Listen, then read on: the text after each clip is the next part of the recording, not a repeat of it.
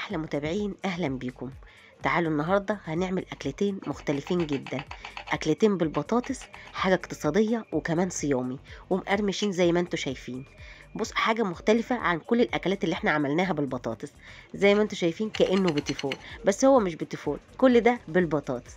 ودي الاكله التانية اهو، تحفه جدا ومقرمشه جدا. يلا بقى اعملوا لايك، عشان اللايك بتاعكم بيفرق معانا وبيشجعنا ان احنا نكمل. فيا ريت ما تبخلوش علينا باللايك، مش هتخسروا حاجه لما تعملوا لايك. وكمان اللي مش مشترك يشترك ويفعل الجرس عشان يوصلكم كل جديد. تعالوا بقى نشوف الاكلتين دول هنعملهم ازاي بمنتهى السهوله. تعالوا نشوف. اول حاجه، انا دي بطاطس مقطعاها مكعبات وحطيتها في ميه وشويه ملح وسبتها تتسلق. بعد ما البطاطس اتسلقت، باخد بقى بصفيها كده من الميه بتاعتها، وباخد جزء منها هعمل اول اكله. بحط نص معلقه فلفل صغيره، نص معلقه بابريكا، ومعلقه صغيره من بهارات البطاطس، وبهرس كل ده. وبعد ما اهرسه كويس، بجيب زيت زيتون، معلقتين زيت زيتون كده عليه، وبقلب كله في بعضه واهرسه كويس او اقلبه. وبعدين بجيب كيس مطبخ او كيس حلواني، وبحط فيه البلبله دي او اي حاجه اهو. كيس مطبخ او كيس حلواني اللي عندك يعني، وتحطي فيه اي بلبله كده، او تقطعيه من تحت وتعملي زي ما انا هعمله كده شكل البيتي فور اهو. حاجه صحيه وكمان اقتصاديه وجميله جدا في الاكل وسهله. ما كملناش ثواني، تبلناها، سلقناهم وتبلناهم وعملنا الشكل اللي انتوا شايفينه ده. بعد ما بخلص بقى كله، بعمل كله بالشكل ده. باخد الصينيه طبعا كنت دهناها دهنه بسيطه كده بالزيت عشان ما يلزقش، واخدته على الفرن نص ساعه كده، وبتشوفيه احمر من تحت اهو. ولعت عليه الشوايه 5 دقايق اهو، زي ما انتوا شايفين مستوي خالص من تحت ومن فوق. تحفه جدا في الاكل ومقرمش جدا. هتشوفوا دلوقتي مقرمش ازاي. شايفين مقرمش جدا ومش وصحي، ومش مش ولا نقلي ولا اي حاجه. دي اول اكله اهو، تعملي بقى الولاد هيفرحوا بيها جدا.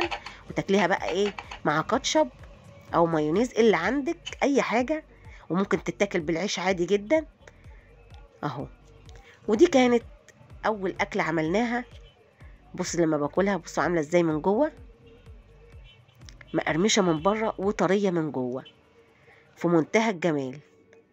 لو عملتيها مش هتبطلي تعمليها، ولا قلي ولا وجع دماغ، في ثواني بتكون اتعملت. تعالوا بقى ندخل على الأكلة التانية. باقي البطاطس اهي، اللي انا كنت سلقاها برضو في مية وحط لها ملح اهو. صفيتها وحطيتها في البولة، وبحط برضو فلفل وبابريكا نص معلقة صغيرة، ومعلقة برضو من بهارات البطاطس برضو معلقة كبيرة، وبهرسها برضو كويس. انا طبعا حاطة الملح مع السلق، فما بحطش ملح. بضيف بقى عليها 3 معالق نشا، وبقلب وبعملها كده كأنها زي العجينة اهو.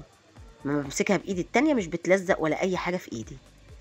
بس كده بروح واخداها، جايبة طبق بقى عشان اصبع عليه. وده طبق فيه يعني معلقة زيت كده، بدهن ايدي بس عشان ما تلزقش في ايدي، عشان دي بطاطس. وبصبعها كأني بعمل كفتة اهو، زي ما انتوا شايفين بصبعها. بعمل بقى كل الكمية كده اهو. وبعدين بعد ما بصبع كل الكمية، انا بوريكم كام واحدة بس عشان تشوفوا اهو. وبعدين بكون مجهزة بقى زيت على النار، زيت يكون سخن، وبنزل فيه بالبطاطس. بنزلها بالراحة عشان ما تتكسرش منك، لانها يعني المفروض تحطيها في التلاجة شوية تجمد، او في الفريزر. انا ما حطيتش، انا عملت على طول. باخدها بالراحة واحطها في الزيت بحيث ما تتقطعش مني، لان دي بطاطس مش ماسكة نفسها يعني اهو. بقلي برضو كل الكمية. ودي الطاسة التانية اهو. بصوا باخدها بالراحة واحطها. عايزة تعمليها مثلا تجمديها شوية وتحطيها اوكي، لكن انا عملت على طول اهو. زي ما انتوا شايفين تحفة وسهلة، وحاجة غير اللي انت بتعمليها. اغلب المطاعم الكبيرة بتعمل الطريقة دي، بتعملها كده، تحس ان هي تقعدي تقول طب هم مدورينها كده ازاي يعني، ازاي بتدوروها؟ فهي بتتعمل بنفس الطريقة دي. شايفين مقرمشة ازاي، مقرمشة وطرية من جوه. شوفوا من جوه تحفة جدا، بجد تحفة. تتاكل بقى مع كاتشب او كاتشب ومايونيز زي ما انت عايزة. الولاد هيفرحوا بيها جدا. اكلات غير الاكلات التقليدية اللي بنعملها، غير البطاطس اللي احنا بنعملها، حاجتين مختلفين. شوفوا بقى القرمشة وانا باكلها، مقرمشة جدا وجميلة. يا رب يكون عجبكم الطريقتين وتجربوهم، وبالهنا والشفا لكل اللي يجرب. ويا ريت اللي يعجبه يعمل لايك، واللي مش مشترك يشترك ويفعل الجرس عشان يوصلكوا كل جديد، علشان اللي جاي احلى بكتير.